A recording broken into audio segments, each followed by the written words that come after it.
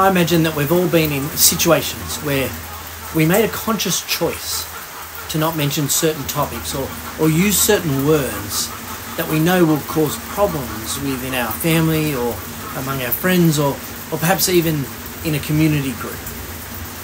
I mean, we may even hold off speaking about Jesus or our faith if we don't think it's the appropriate time or place to do so. And it's worth asking ourselves when that happens, are we actually trying to please man more than we're trying to please God? Now, last week we began looking at the Apostle Paul's first letter to the church of Thessalonica, and we read of the encouragement in faith that Paul experienced because of them. Well, today Paul continues that thought by reflecting on and reminding them of the time he spent with them on his missionary journey. 1 Thessalonians 2 verse 1. For you yourselves know, brothers and sisters, that our visit with you was not without result. On the contrary, after we had previously suffered and were treated outrageously in Philippi, as you know, we were emboldened by our God to speak the gospel of God to you in spite of great opposition. Now, we read of Paul's missionary journeys in the book of Acts, and we almost assign to Paul hero status. I mean, there is no doubt that Paul was a wonderful servant of Jesus.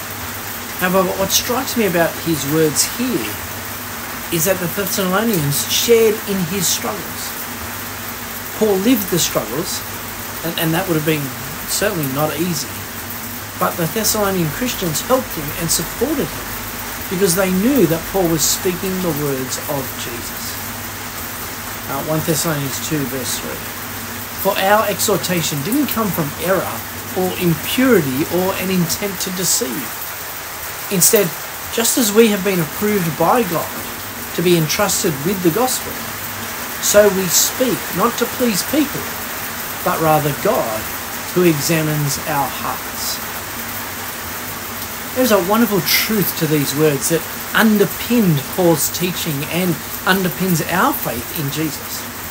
It is God who examines our heart, not man. And so it is God who we should please above all, not man. Is this true of us when we speak? Is this true when we choose not to speak? See, it seems that when it comes to teaching the truth about Jesus, that Paul and his companions were being accused of error or deception or impure motives, whatever it is. However, the Thessalonians can testify to the fact that they spoke about Jesus with the sole intent of winning hearts for Christ. That's what Paul did, and not for personal gain. Now, Paul will go into more detail about this on Wednesday. However, what I want you to notice today is that his desire to please God, first and foremost, meant that he always spoke with the awareness that God was watching and listening. And I wonder if we lived with that awareness, do you think it would help us to speak about our faith in Jesus more or less?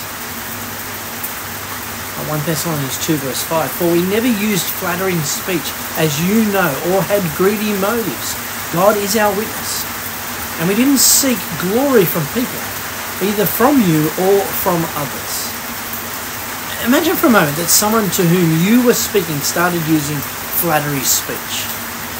What do you think would go through your mind? I mean, I imagine that you would question their motives for trying to flatter you. You may wonder what they were trying to get from you or get you to do. You would probably ask yourself, who are they really trying to please? Well, Paul reminds the Thessalonians that this is not how he and his companions conducted themselves when they spent time together. Friends, if you appeal to your family, friends or members of the community group that you belong to with words, as you yourselves know, would they testify to your godly character? Would they agree that the words you used came from a motive that had their best interest at heart? Why don't you spend a couple of minutes praying about this idea?